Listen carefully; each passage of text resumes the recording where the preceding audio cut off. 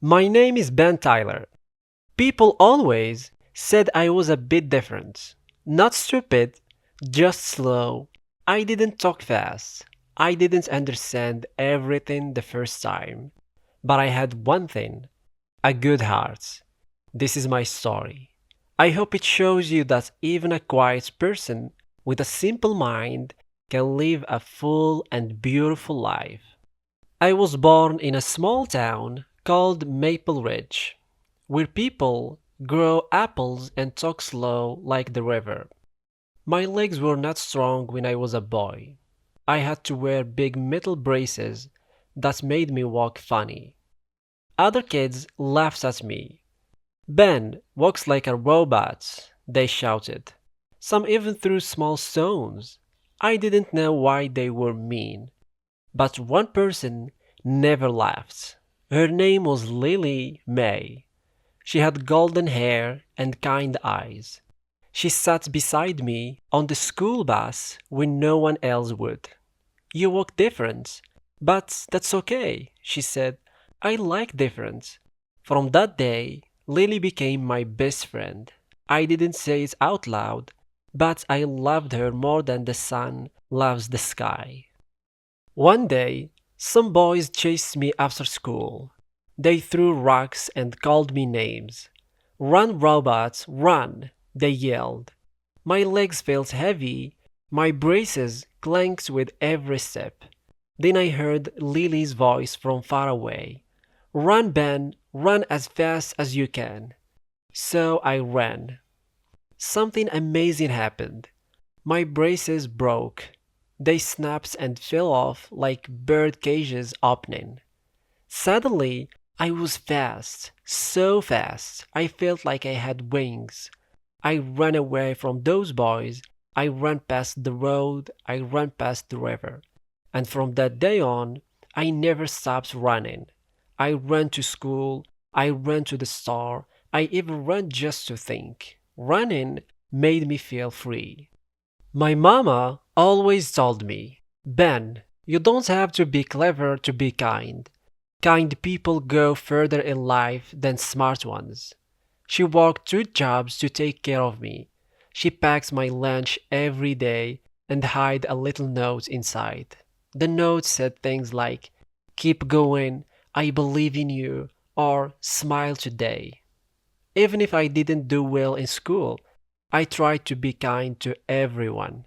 I held doors, I carried boxes, I helped the janitor sweep the floor. I didn't always understand science or history, but I understood how to make people smile. That made me feel smart in a different way. Lily wanted to be a singer.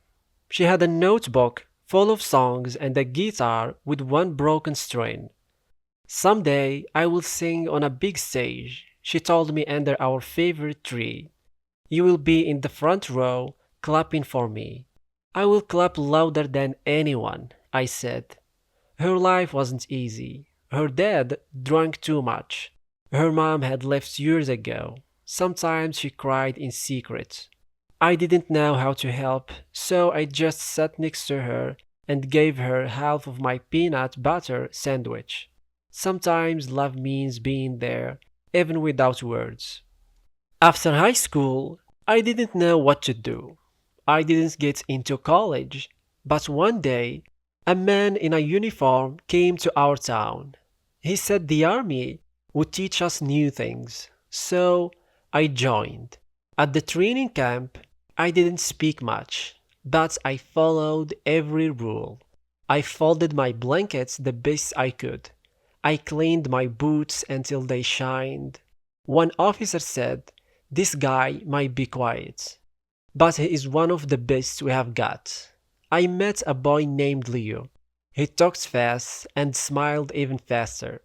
After the army, he said, I'm going to open a popcorn shop. You will help me, right? I will, I said. I can sweep the floors.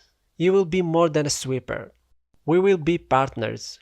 We were sent to a country far away. There was a war. It rained for days, weeks, maybe even months.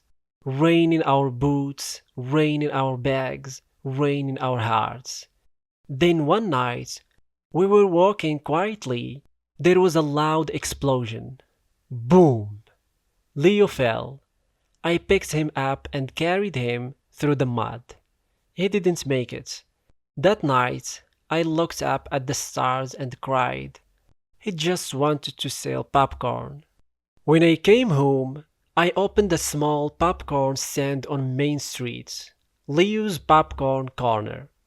I used the recipe Leo talked about: extra butter, little salt, crispy and warm. Kids loved it.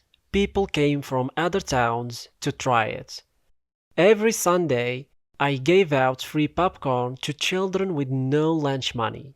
People said, "Ben, your popcorn is magic." I just smiled and said, "It's Leo's magic, not mine. I'm just keeping it warm." One day, while popping corn, I heard a song on the radio. The voice was soft and sweet. It was Lily. She had moved to the city. She found a music teacher.